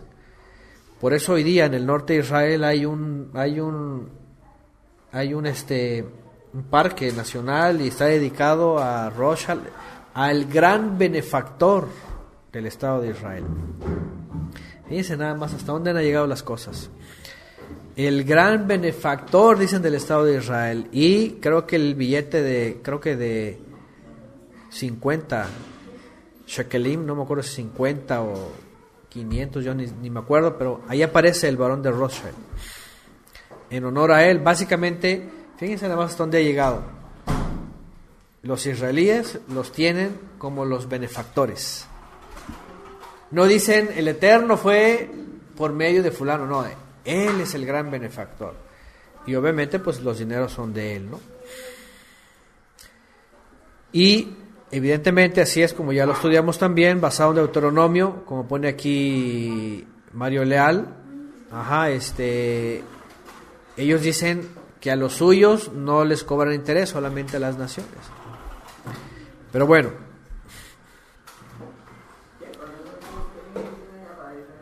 Sí, quieren todos los beneficios y andan de lamebotas, les llaman, ¿verdad? Dice Josué Isai, dice, en la iglesia pentecostal donde asistía hace unos años, un creyente prestaba dinero al 10%. Y un pastor le dijo, le dijo desde el púlpito que el 10 era para Dios, y desde ese día empezó a prestar al 5%. Bueno. Ponen acá Romanos 14, 17, porque el reino del Eterno no es comida ni bebida, sino justicia, paz y gozo en el Ruach. Así es. Bueno, préstamo, la usura, como les digo, para los judíos reformistas, que es de la secta moderna emancipada del judaísmo en general, el único mandamiento que cumplen a excelencia es esto, el del préstamo y la usura. Ellos en todo el mundo es lo único que obedecen, ¿verdad? Pero obviamente fuera del contexto, fuera del tiempo, y lo hacen para el materialismo, ¿no? 13. Si escuchas los mandamientos del Eterno, tu Elohim, que te mando hoy, para que los guardes y los cumplas, el Eterno te pondrá por cabeza y no por cola, y estarás encima solamente y no estarás debajo. El asunto otra vez de buscar ser, fíjense la gran diferencia. Leemos esto en la Torá. Gracias, Yasmín. Es de 500 shekelim, es el billete, no sé si el más grande, por cierto, de los allá. Ahí es donde aparece el barón de Rothschild. Fíjense esto. Si escuchas los mandamientos, los guardas y los cumples, te pondrá por cabeza y no por cola. Y estarás encima solamente y no estarás debajo. Cuando una persona lee esto aislado, ¿qué es lo primero que piensa? Claro, yo tengo que sobresalir sobre todos, tengo que estar encima de todos y tengo que ser el de hasta arriba. Si estoy en una empresa, tengo que ser el jefe, podríamos decir el dueño, ¿no? No sé, tendría que estar a la vanguardia, siempre arriba, siempre ordenando, siempre la cabeza, todo eso. El judío eso hace. Por ejemplo, ellos en Rosh Hashanah, que ellos le llaman el año nuevo, a la época del mes séptimo, cuando se celebra Yom Teruah, una de sus comidas, o más bien en la comida, acostumbran a poner la cabeza del pescado. Así ponen una cabeza de pescado, tradicionalmente lo usan. Y dicen, para que el Eterno te haga cabeza y no cola. O sea, para que te pongas siempre adelante de todos tus caminos, proyectos, de todo donde siempre seas el primero. Así como que tú vas a ser el servido. Ya con eso dije la clave, ¿verdad? Fíjense qué dijo Yeshua. Todo lo contrario. No vine a ser la cabeza, básicamente, ¿verdad? Vine a ser el último y vine a servirles a todos y vine a dar hasta mi vida. Y luego les enseña, dice, en los reinos de este mundo, dice, los súbditos se cuadran a sus mayores y los mayores abusan de ellos. Y dice, entre ustedes no va a ser así. ¿Se dan cuenta cómo toma un giro impresionante? Y el Mesías ya viene a enseñarles algo que evidentemente dentro del tiempo y el espacio profético para Israel no lo alcanzaron. Si ellos hubieran cumplido dentro del tiempo y el espacio profético lo que el Eterno les estaba pidiendo dentro de la tierra con los suyos en la obediencia, lo hubiera hecho. De hecho lo hizo con David y Salomón. Pero en el momento que pecan y transgreden y es un desastre Israel, dice, lo siento, pero te voy a desechar también a ti. Es decir, se les acaba el tiempo. Por eso entendemos en cierta parte cuando viene Yeshua y dice, ustedes han oído, ahora yo les digo. Porque toma un giro. Realmente la forma que se va a servir al Eterno. Si antes era en templo bajo ministros, levitas y con sangre de animales, toma un giro el nuevo pacto y dice, y ahora ya no es así, ahora es en el cuerpo del Mesías, que es los creyentes, bajo el ministro que es Él, el gran ministro, el servicio que Él nos enseñó y la sangre de Él. Y ya no es esperando promesas terrenales, sino promesas celestiales. Por eso en el canto que tuvimos también en Pesach recientemente, dice, es la sangre la señal, la sangre de Él la señal en mi vida, del nuevo pacto y nuevas promesas, las del pacto y nuevas promesas.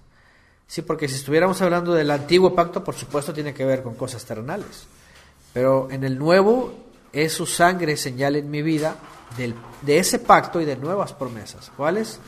Las celestiales. Entonces, Yeshua en realidad viene y dice, ya no se trata de en el mundo buscar el primer lugar. Ya no se trata. Incluso llega un momento de decir, los últimos serán los primeros. El que quiera ser el mayor, tiene que ser el menor. Y empieza a hablar así del servicio y tiene que ver con que, ¿sabes qué? Y los discípulos dijeron, claro, un reino, y Yeshua lo dijo, mi reino no es como el de este mundo. El rey no es aquel que tiene que estar en un trono de piedra o un palacio real teniendo súbditos, ¿no? Dice, yo vine a poner el ejemplo de servicio y de servir al Eterno en espíritu y en verdad. Entonces, toma un giro totalmente, ¿no? Gracias, Yerusha. Mateo 20:27, para ser más exactos. El que quiera ser el primero entre vosotros será vuestro siervo. Lucas 22:26, pero no es así con vosotros, hablando de los reinos de este mundo. Dice, antes, el mayor entre vosotros hágase como el menor y el que dirige como el que sirve.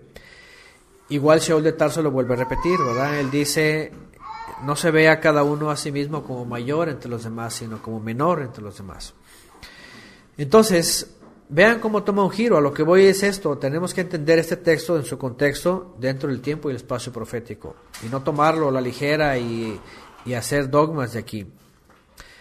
Mateo 18:4 también agregan aquí, así pues cualquiera que se humille como este niño sea mayor en el reino de los cielos. Y Mario Leal también agrega Mateo 20:16, así los postreros serán primeros y los primeros postreros. Bueno, sigue diciendo, verso 14, regresamos a Deuteronomio 28:14. No te apartarás pues ni a derecha ni a izquierda de ninguna de las palabras que yo os ordeno hoy, para ir en pos de otros dioses y servirlos. Ahí está. Y obviamente también todo relacionado, por supuesto, definitivamente a la lealtad, al servicio, a la obediencia, a la fidelidad al Eterno, y no apartarse a servir a otros dioses, ¿no? Por supuesto que cuando estamos viendo esto, aquí es donde termina la primera parte. De hecho, no te apartarás pues ni a derecha ni a izquierda de ninguna de ninguna de las palabras o las frases que yo os ordeno hoy, para ir en pos de otros dioses y servirlos. Por supuesto que lo enmarca, aunque evidentemente hasta el día de hoy la idolatría, hablando como tal, pecado, transgresión, es algo que definitivamente el Eterno todavía aborrece, por supuesto, ¿no? Y que definitivamente si nosotros apostatamos de esa forma, pues quedamos no solamente, o incluso muchos podrían pensar, bueno, yo no estoy obedeciendo la Torá, yo no estoy siguiendo la Biblia, yo no estoy haciendo todo eso, y me va muy bien. Muchos podrían decir así, ¿no? Hoy día en el mundo así es, mucha gente en el mundo así es. Pero su vida está en torno a, allá en México hay muchos negocios, hay cadenas incluso de franquicias de gente muy importante, muy adinerada.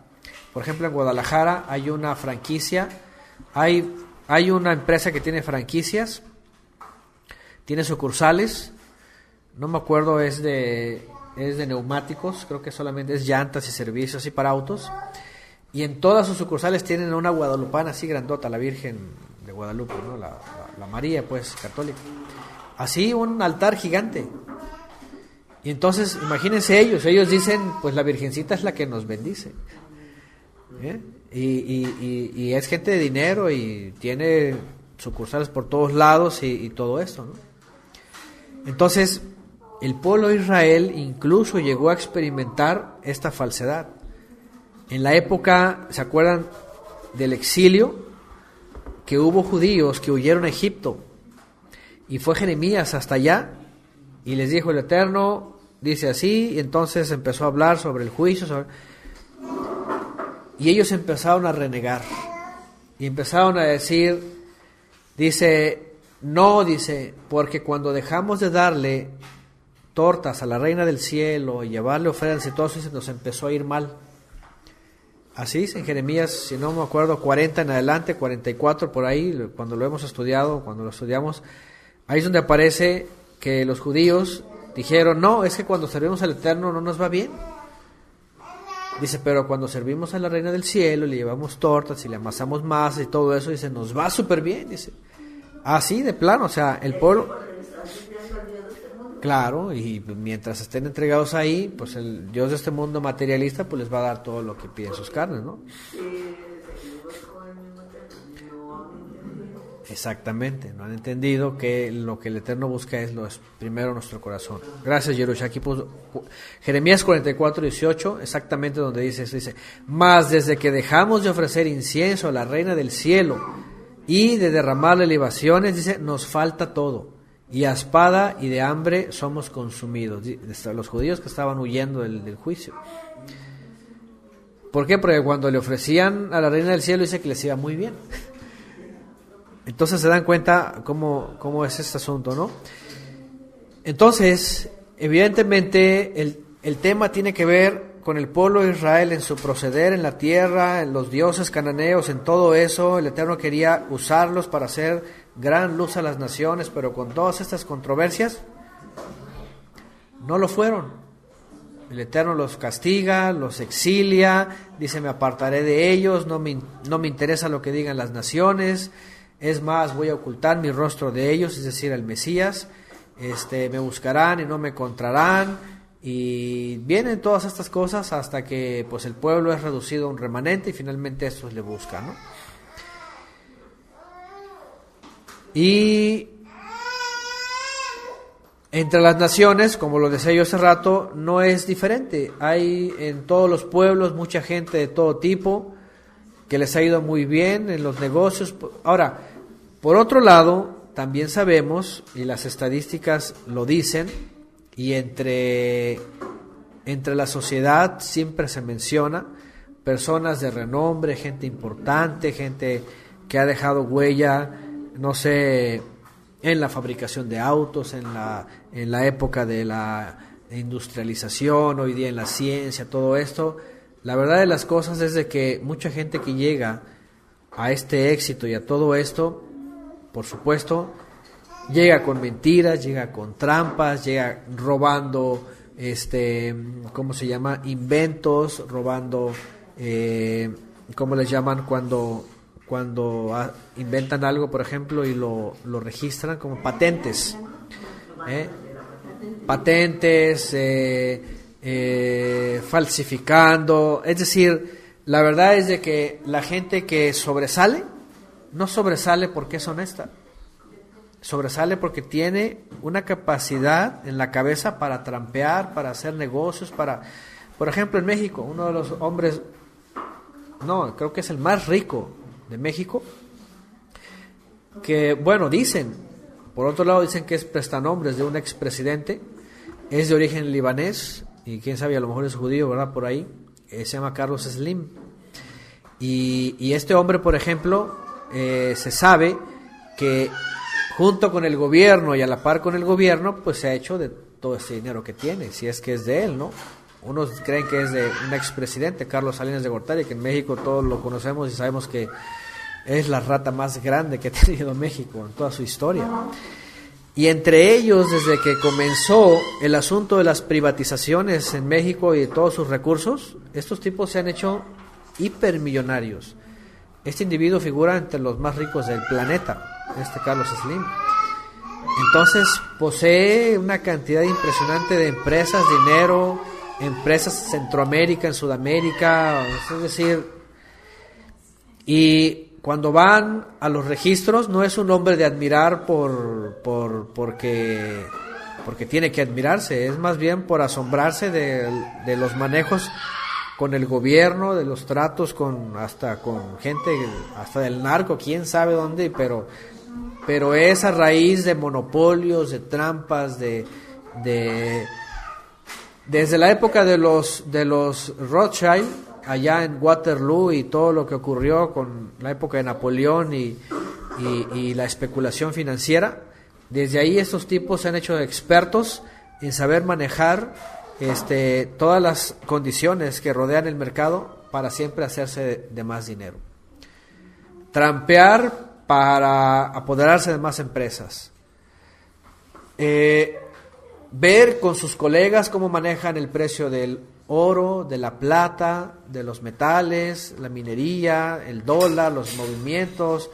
O sea, es una cosa espantosa. Yo me acuerdo uno de los hermanos que conocimos allá en el Estado de México, que es ingeniero agrónomo y que trabajó en la Ciudad de México en una empresa de estas, decía, estas personas retienen en todo el comercio, por ejemplo en México, de la fruta y de la verdura y todo eso, a veces retienen y saben manejar la producción y la venta en base obviamente al mercado que ellos están controlando. Por ejemplo, el aguacate, llega un momento en el aguacate lo retienen, le suben el precio, se convierte en una cosa, bueno, y eso que es México, aquí el aguacate ni se diga, ¿verdad? El otro día que andábamos ahí preguntando, pues allá que andábamos en Monteverde, 2 aguacates por 70 pesos mexicanos.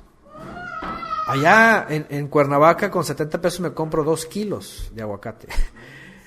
Pero aún así en Cuernavaca o en México lo llegan a encarecer, pero todo tiene que ver, fíjense, con trampas en el gobierno, en el narco, o sea, los capitalistas, sí, porque lo guardan, lo mantienen, eso, el limón, el jitomate, o sea, todo eso. Y es una cosa que nosotros no lo vemos, solamente llegamos al mercado y no, pues ya subió, el jitomate hoy está así, pero en realidad detrás de eso los empresarios y todos los almacenes y todo están manejando millones y millones de pesos, de dólares. Entonces, a lo que voy es, al final de cuentas, toda esta gente en realidad no tiene la capacidad de decir Dios me ha bendecido, bueno, el Eterno pues, sino más bien el Dios de este mundo que trampea, que hace tranzas, que roba, que engaña, que tuerce, que estafa, que hace monopolios, que se aprovecha, que todo eso es el que les ha dado todo esto. No hay de otra, o sea, no podemos ver otra forma, ¿no? Y obviamente, por otro lado, pues también son inteligentes y hacen ellos mismos, crean fundaciones que les llaman de ayuda, que se llaman asociaciones civiles, por ejemplo, ¿no? Y se levantan el cuello y son muy benefactores, son altruistas y según ayudan a la gente y todo. Pero la verdad es de que son minitas de oro donde reciben un montón de dinero y dan recibos deducibles de impuestos y bueno, se convierte todo en un negocio, todo. ¿Qué quiero decir con todo esto? Que Yeshua finalmente tenía toda la verdad en su palabra, toda la razón en su palabra. Así es sencillo. El mundo, y Shaul también de Tarso lo repite, el reino de los cielos no consiste en comida y bebida. Yeshua menciona y dice, ¿de qué le sirve al hombre si se gana todo el mundo y pierde su alma? ¿De qué le sirve ganar algo, ganar todo lo que ambiciona? En la medida que va ambicionando más, va reduciendo su alma de redimirse. Entonces Yeshua, por eso este psicólogo Maslow, que inventó la pirámide de Maslow, ve al hombre así, en una escalada en donde pierde el sentido y de pronto las cosas materiales son su importancia, son su vida, son su Dios. Es Mamón, el Dios de las riquezas. Y dice este individuo, dice, la verdad es de que el hombre tiene que regresar otra vez y descender hasta entender que todo eso simplemente lo va llenando temporalmente. Pero la verdad es de que el hombre nunca se va a saciar. Si llega a comprarse un jet, en un momento va a decir, quiero otro mejor. Y en un momento va a decir, quiero el último, y va a salir otro, y quiero también ese, y otro, y nunca va a haber, no va a haber límite, pues. Entonces, es el gran problema.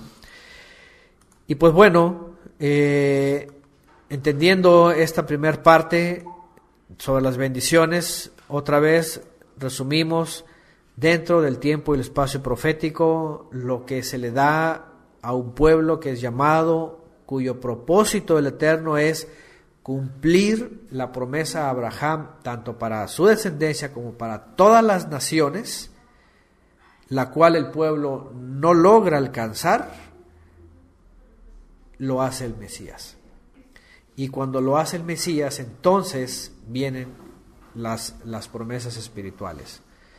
Y las promesas materiales finalmente se quedan en el pasado, en el sentido de que era permanente mientras llegaba el Mesías, porque como bien lo dijo la samaritana, en su época lo dijo, cuando venga el Mesías, dice, Él nos va a enseñar todas las cosas.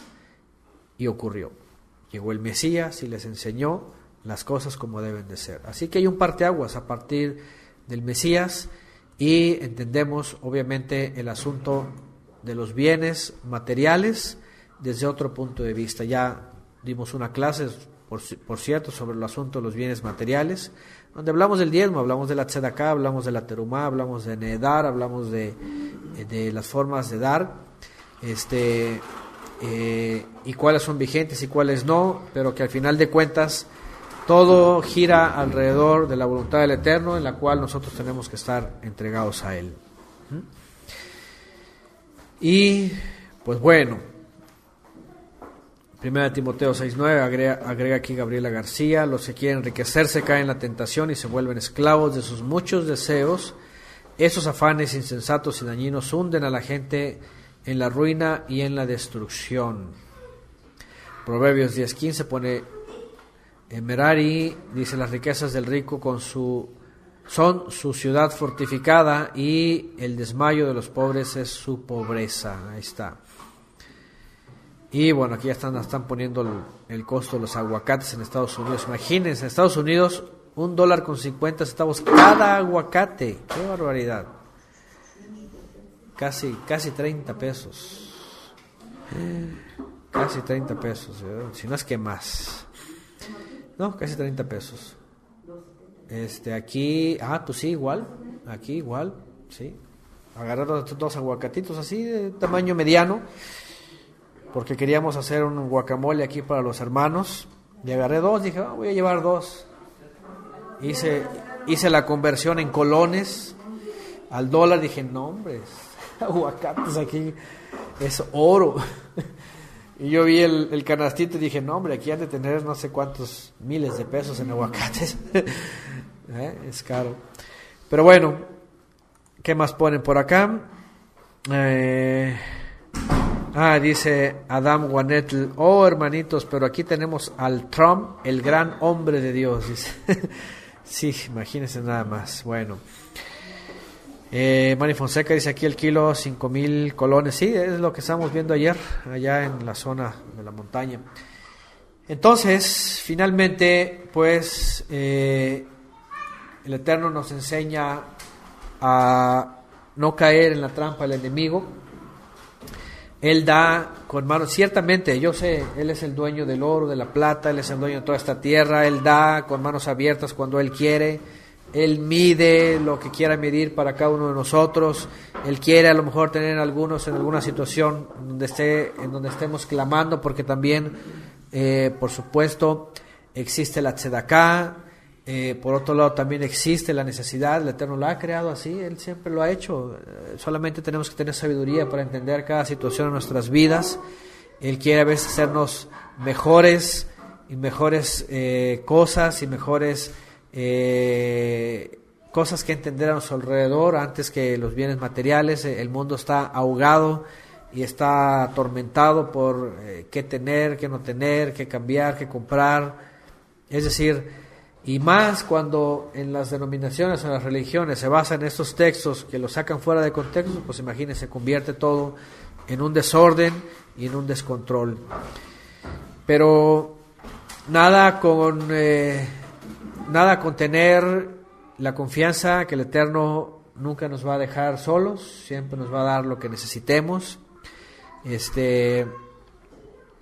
y que aún en dificultades, sabemos que los hombres creyentes del primer siglo no estuvieron exentos de eso. Vemos en las Escrituras que incluso el hambre no significaba una maldición por desobediencia. Es decir, la verdad es de que muchos creyentes padecieron esto y no estaban renegando de la fe, ¿sí? A veces sí se puede citar, hay un texto en los Proverbios, ¿verdad?, que habla de que no sé, alguien que me ayude a poner el texto, si no es ahí exactamente, que me lo ayude a poner, que dice, no he visto un justo en toda mi vida, dice, desamparado. A ver si alguien me lo puede poner por ahí, por favor, si no lo recuerdo exactamente, lo estoy parafraseando, pero dice que no ha visto ni un justo en toda su vida, dice desamparado, un sádic. Cuando se habla de esto, quiere decir que aún en las peores condiciones, siempre el Eterno lo auxilia. Y por ejemplo, me acuerdo de Jeremías, como todos los profetas, pero ahorita me acordé de Jeremías, igual nos podemos acordar de Yosef. Pero nos acordamos de Jeremías. Gracias, están poniendo, a ver si ponen exactamente el Salmo 37. Joven fui y envejecido, ese es, y no he visto justo desamparado, ni su descendencia que mendigue pan. Ahí está, Salmo 37, 25 para ser exactos. Gracias, los que lo pusieron. Pero imagínense, lo podríamos tomar como regla general. Por ejemplo, Jeremías aparentemente estuvo desamparado, estuvo padeciendo hambre, fue lanzado a la cisterna, estuvo ahí, imagínense qué condiciones, tal vez ni comida le daban a lo mejor en todo un día, o si le daban un poco, descendencia ni la tuvo porque el Eterno le dijo no te cases, y cualquiera pudo haber dicho no hombre, este estuvo, pero porque tener descendencia en su época pues era bendición grande. Aquí está otro, Proverbios 10:3, el Eterno no dejará padecer hambre al justo, mas la iniquidad lanzará a los impíos. Por ejemplo, aquí hay otro, Proverbios 38, aquí hay otro, no me des pobreza ni riqueza, manténme del pan necesario. Y esa era la visión de ellos. Podía haber pobreza, pero e incluso hambre, pero el Eterno tenía un plan sobre cada individuo, sobre cada profeta, ¿no? Pero al final de cuentas, pues a lo que vemos es de que no estaban desamparados. El Eterno estaba con ellos y los usaba de muchas formas. Incluso los ponía hasta ayunar. O los ponía el profeta también, que lo puso de un lado tantos días, del otro lado tantos días, ¿se acuerdan? Hasta que tuvo que comer, que tuvo que comer excremento, así, comida con excremento. Espérame tantito, ¿qué es esto, no? Pero entonces había propósitos en todo eso. Pero bueno, el punto pues es justamente entender cómo el Eterno el profeta Ezequiel, cómo el Eterno quiere de nosotros qué cosa, en qué momento, y cómo nosotros no tenemos que caer en la desesperación, sino por supuesto siempre entender con sabiduría y con instrucción de Él la voluntad para nosotros. Y pues bueno, viendo finalmente que si alguien padeció más, es justamente el mismo Mesías.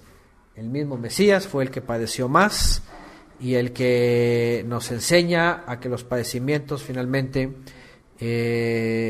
son justamente para buscar más al Eterno y poder entender que vivimos bajo persecución del mismo maligno.